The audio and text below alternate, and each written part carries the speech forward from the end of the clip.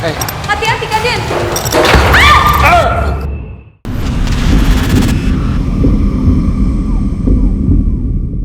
Kaden, Kaden. Hati-hati, Kaden. Tak bisa dipungkiri keberadaan sosok astral, noni Belanda dan anak-anak perawakan Eropa sangat kental di bekas sekolah ini. Bagaimana tidak, arsitektur dan ornamen-ornamen Eropa masih terlihat jelas di tempat ini. Bahkan fenomena gaib pun sering dirasakan warga sampai saat ini.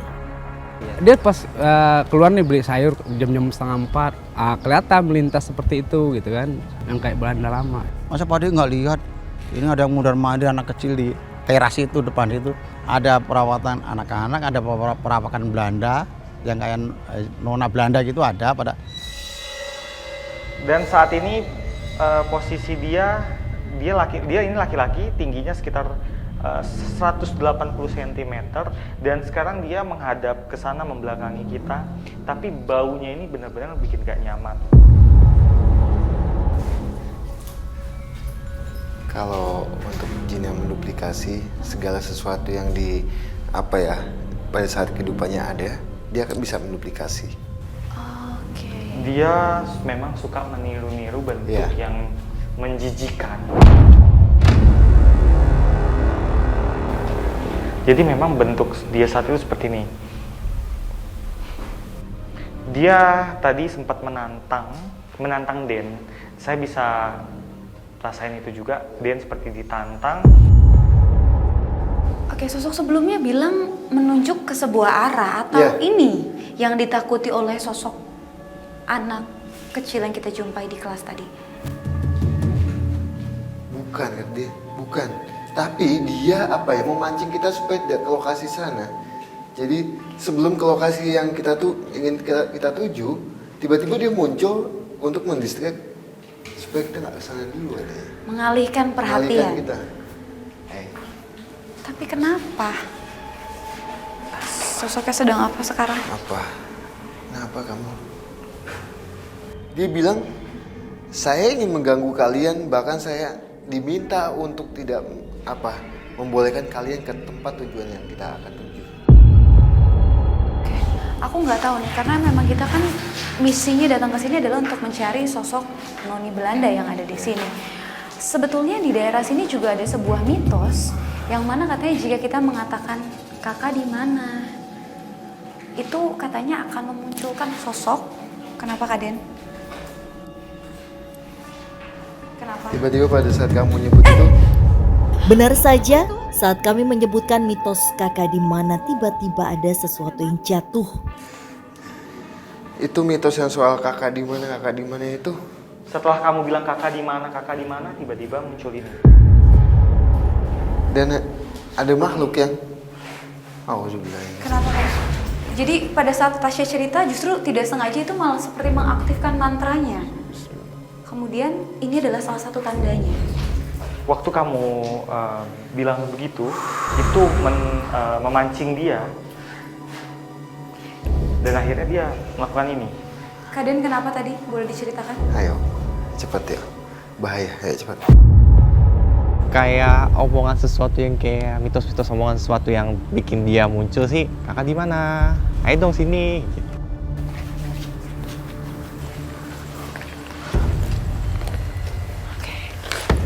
Kenapa Kaden? Samar-samar saya dengar seperti derap sepatu. Seperti ada langkah sepatu.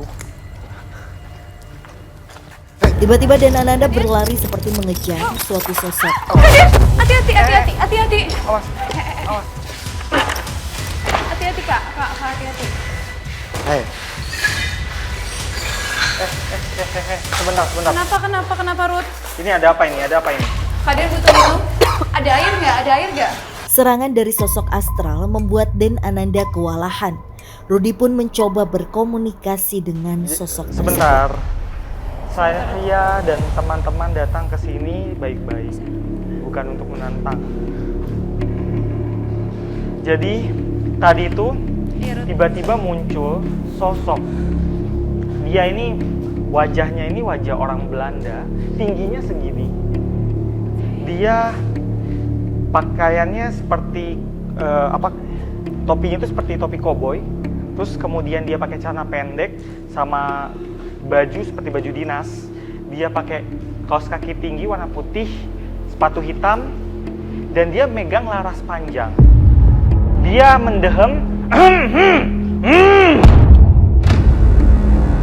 dia terlihat garang, tapi dia benci sekali sama Den. Den tadi sempat ditodong pistol ke arah dahinya. Ini ada apa? Kita ngomong baik-baik aja. Dia kayaknya ngancam saya juga. Lu di awas dulu, saya... Jangan. Takut Jangan. kenapa-napa. Jangan. Sebentar. Ada suara lagi dari sebelah situ, itu maksudnya apa? Mereka coba usir kita atau justru mau coba aja komunikasi dengan cara seperti itu? Dia Menimbulkan- semakin terlihat marah. Awas. Semakin marah. Dia semakin marah, Den. Atau kita Awas. kadang-kadang jangan deket-deket gitu lah. Sosok tentara Belanda ini semakin tidak suka dengan kehadiran kami. Demi keamanan tim, Den Ananda pun mencoba menyerang sosok tersebut. Kaden, hati-hati Kaden. Cuma. Mati netizen ya? Minta night vision. Tim minta night vision. Pak Asia mundur. Hati-hati.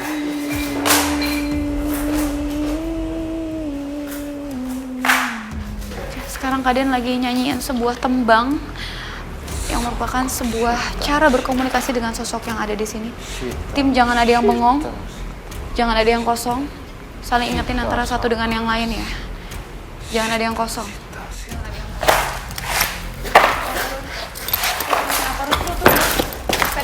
Kaden. Tim nyalain lampu, tim. Aku takut kenapa-napa. Kaden.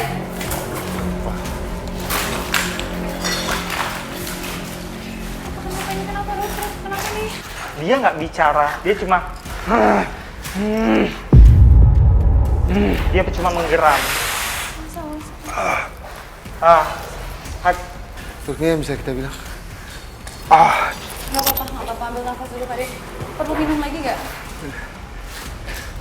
Dia kayak tidak suka sama saya yang utama. Dia menganggap saya itu adalah lawan dia. Dia bilang, dan dia bilang, kamu pulang aja. Pulang kamu. Jadi pas saya tugas malam ada suara, waktu itu kayak suara kayak tentara berbaris. Aku bingung banget loh, soalnya baru di tempat ini kita penelusuran dan entah kenapa setiap sosok yang ketemu sama kita hari ini kayak nggak suka sama Kaden. Aku nggak ngerti ini kenapa. Jadi dia menganggap bahwa saya itu adalah pribumi asli kan. Jadi dia tidak suka adanya pribumi yang ada di sini. Terus tadi boleh diceritakan mungkin Kak, pada saat night vision tiba-tiba Kakak dari situ langsung melangkah dengan cepat ke sebelah sini. Apa Jadi yang terjadi? Mbak, ini dia saya pojoki sampai saat ini masih ada dia. Saya posisinya ini masih sama. Dia di pojok dengan dia begini.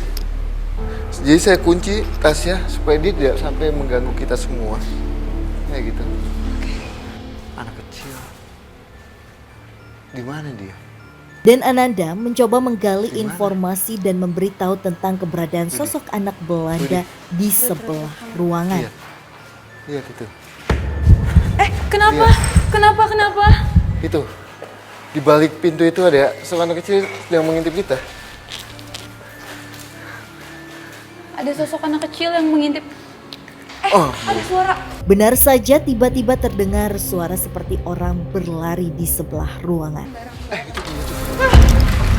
Kaden! Hati-hati Kaden!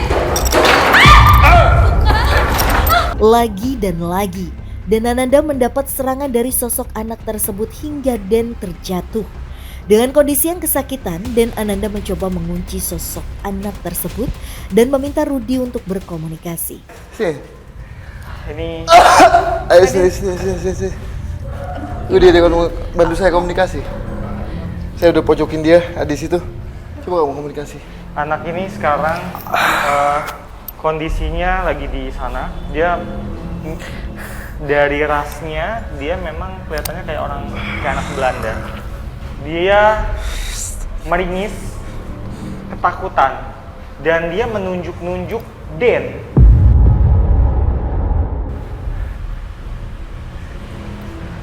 Kenapa ditunjuk-tunjuk itu maksudnya? Dia ini antara ketakutan sama mau bikin kesal kita. Oke, atau jangan-jangan sosok ini adalah sosok noni Belanda yang memang kita cari dan yang kerap kali mengganggu masyarakat atau siswa-siswi yang ada di tempat ini pada saat sekolah ini masih aktif. Dia bilang, saya juga suka mengganggu. Suka apa deh? Anak ini dia bilang, saya suka mengganggu juga. Saya suka mengganggu. Saya tanya, kenapa kamu mengganggu? Kenapa, Run? Dia di sana. Dia cepat sekali, tiba-tiba langsung loncat ke sana. Dia teriak-teriak. Dia nangis. Dia bilang, "Mommy! Mom!" Hei, Mom! Dia tunjuk-tunjuk kita sekarang. Dia bilang, Kami pun merasa kaget saat Rudi menceritakan bahwa sosok tersebut berlari dan berteriak memanggil-manggil seseorang, seakan-akan sosok ini meminta bantuan kepada sosok lain. Tak ingin lepas dari sosok tersebut, kami pun mengikutinya ke ruangan sebelah. Apa itu? Apa itu? Kenapa nggak tahu? Awas, hati-hati. Saat kami memasuki ruangan tersebut, kami terkejut dengan sosok lain yang sangat menyeramkan. di sini ternyata ada sosok wanita dengan tubuh yang gempal menggunakan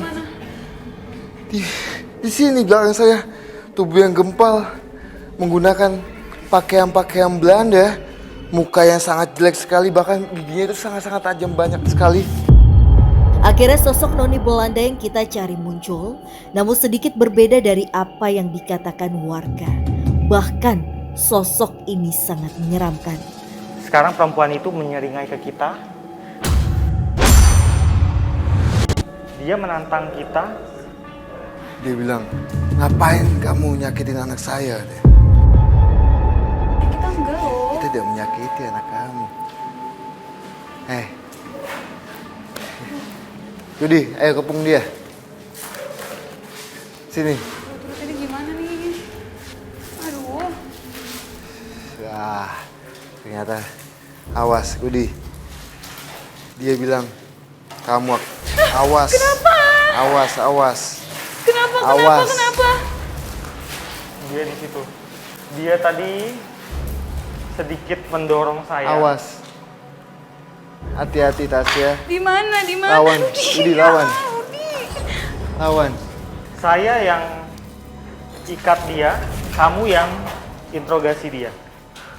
Sosok noni Belanda ini mencoba menyerang kami, namun Den Ananda dan Rudi menggabungkan kekuatan untuk mengikat sosok tersebut agar kami bisa berkomunikasi demi menguak teror yang terjadi di tempat ini. Rudi.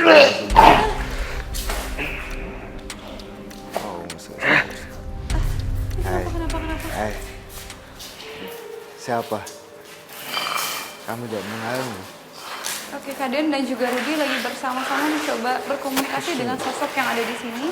Dan kenapa harus dikepung? Karena memang Kami tidak sosoknya lebih mengganggu. dari Tidak perlu minum, mengganggu. Rud. Ingin apa kamu?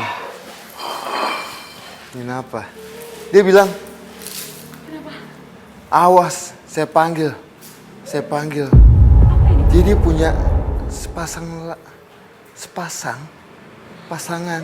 Dia bilang, awas Tasya. Wah, bahaya nggak sih ini? Awas. Ternyata sosok ini memanggil sosok lain untuk menyerang kami. Dengan sigap, Den Ananda dan Rudi mencoba melakukan perlawanan. Oke. Karena memang di tempat ini ada lebih dari satu sosok. Dan tadi Hey. dia bilang ada sosok yang lain yang akan dipanggil. Cuma kita masih belum tahu sosok apa itu. Gabungin gue. Lagi-lagi lolongan anjing di sekitar semakin keras suaranya. Sekarang ada berapa sosok, Kak, di tempat ini? Ada 3 sosok. Sosok laki-laki dengan tubuh yang bisa kita bilang dengan tubuh yang gede dan mempunyai bulu yang hitam. Sosok wanita ini adalah sosok wanita noni Belanda dengan pakaian-pakaian Belanda, tapi tubuh yang gempal, muka yang sangat jelek sekali, dan gigi sangat tajam semua. Nggak lama lagi itu jangka sebulan saya ngeliat itu noni-noni Belanda pakai payung, baju merah. Dia arahnya belakang warung kopi lagi duduk. Penelusuran kami pun menemukan titik terang di mana sosok noni Belanda ini memang kerap mengganggu warga dan murid terdahulu. Namun ternyata sosok ini bukan berasal dari sini melainkan dari tempat lain. Lantas apakah sosok ini bisa diusir supaya tidak mengganggu warga sekitar? Dia bilang, kamu mau ngapain? Kami di sini ingin mengetahui tempat nih, kenapa banyak gangguannya. Hah? Saya minta spidol sih. Ketiga sosok tersebut seolah-olah ingin memberitahukan informasi kepada kami dan Ananda mencoba meminta media papan dan spidol untuk berkomunikasi. Tim boleh minta night vision?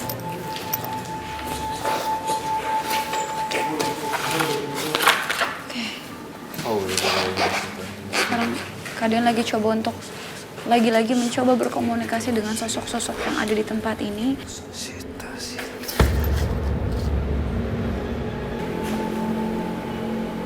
Menyerupai sebuah jalanan.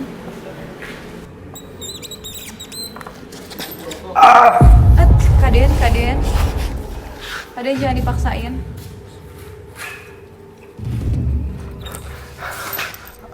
Jadi gini, kenapa dia suka mengganggu ataupun apa?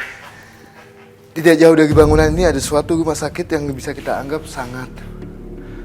Pada saat itu banyak sekali korban yang meninggal di sana dan dibawa ke sana. Makhluk dua ini bahkan tiga ini tuh asalnya di bangunan ini. Ini adalah salah satu rumah sakit di sebelah sana. Dan dia pindah ke sini, tasnya pada saat tempat ini kosong. Dan ini suatu jenazah. Ini pohon. Dan di sini ada suatu monumen yang dimana monumen ini dibuat pada saat zaman Belanda. Nah, ini salah satu perlintasan jalan yang dimana banyak sekali makhluk goib yang masih melintas ke sini, Tasya. Nah, dia suka mengganggu di sini supaya tempat ini dijadikan kosong sama seperti yang ada di sana, Tasya. Nyalahin lampunya apa? Nah, dia kenapa saya mendapatkan visual ini? Dia ingin ngasih tahu kita bahwa sosok ini asalnya itu bukan di sini, Tasya, melainkan di bangunan di sebelah sana. Jadi memang mayoritas sosok-sosok yang ada di tempat ini memang justru terpanggil ke tempat ini karena tempat ini kosong. Dan supaya tempat ini dianggap menakutkan sekali. Berarti ini adalah sosok noni Belanda yang kita cari. Jadi sosok ini yang menyebabkan penuh dengan gangguan. Apa ini adalah sosok terkuat di tempat ini? Tapi boleh ditanyakan nggak kira-kira ketika suatu saat, tidak mungkin dong tempat ini akan selalu terbengkalai. Suatu saat pasti ini akan entah dibangun sekolah lagi atau mungkin dibangun tempat lain yang lebih bermanfaat bagi masyarakat sekitar. Gimana caranya supaya tempat ini bisa aktif lagi dan sosok-sosok seperti mereka tidak mengganggu lagi? Atau kita perlu pembersihan atau gimana, Kak? Rudi dan Ananda pun mencoba berkomunikasi kembali agar sosok ini bisa pergi dan tidak menampakkan wujudnya atau bahkan mengganggu warga sekitar. Kamu akan pulang ke tempat asalmu. Jadi sosok ini mau pulang atau gimana? Ya. Sosok ini yang samping kita akan pulang ke tempat asalnya di saat ini sudah difungsikan kembali. Supaya pemirsa juga bisa sama-sama lihat apa yang dituliskan oleh Kak Rudi dan juga Kak Dian tadi. Kami akan pulang cepat. Mungkin terakhir ada yang ingin disampaikan Kak oleh sosok ini kepada masyarakat yang kelak akan menempati tempat ini. Dia bilang sosok anak kecil ini dia bilang, kakak maafkan kami jika kami sudah mengganggu di sekolahan ini. Maksud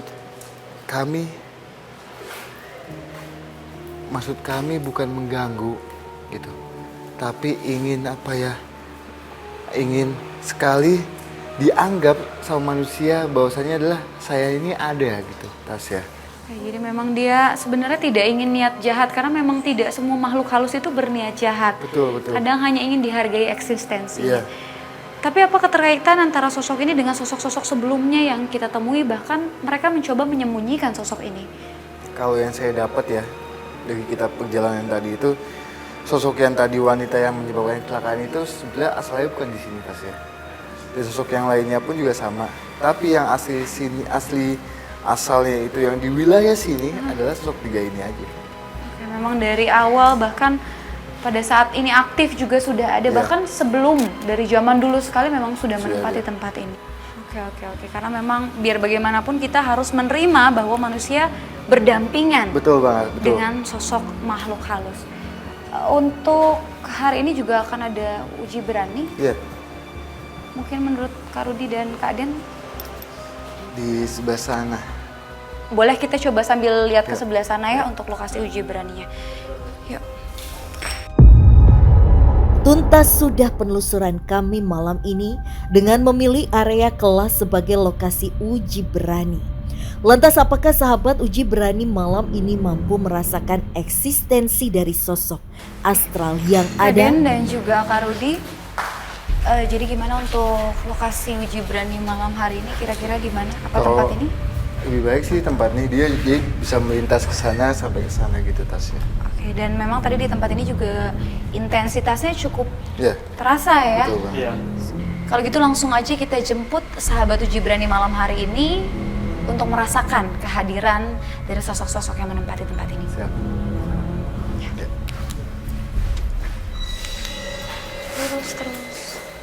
Terus ikuti arahannya. Iya, berputar agak sedikit lagi. Ya, cukup. Ya. Gisel, sekarang kamu udah sampai di lokasi uji berani. Silakan untuk ceritakan apapun yang kamu rasakan di tempat ini.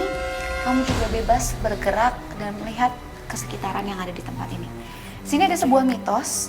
Kalau kamu mengatakan kakak di mana, konon katanya akan ada sosok yang mencoba menampakkan wujudnya. Gisel, kamu sudah memegang sebuah lonceng. Waktu kamu adalah 1 jam dari sekarang, dan jika gangguan yang kamu rasakan sangat hebat dan kamu sudah tidak kuat, silakan untuk dibunyikan loncengnya. Sekali lagi Gisel, Tasya tanya, sudah yakin untuk mengikuti uji berani malam hari ini? Tim, matikan lampu.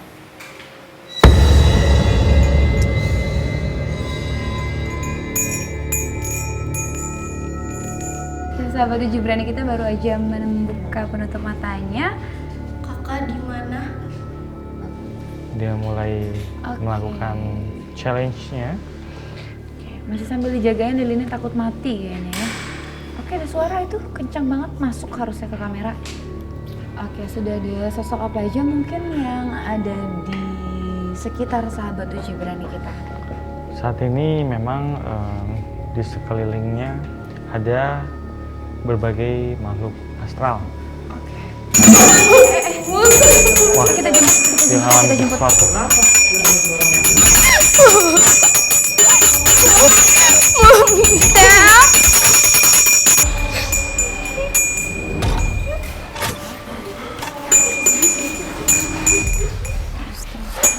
Tenangin diri dulu. Sudah ngerasa lebih baik? Sudah ngerasa lebih baik? Oke, Gisel, sebelumnya kami sangat mengapresiasi atas apa yang kamu lakukan malam hari ini.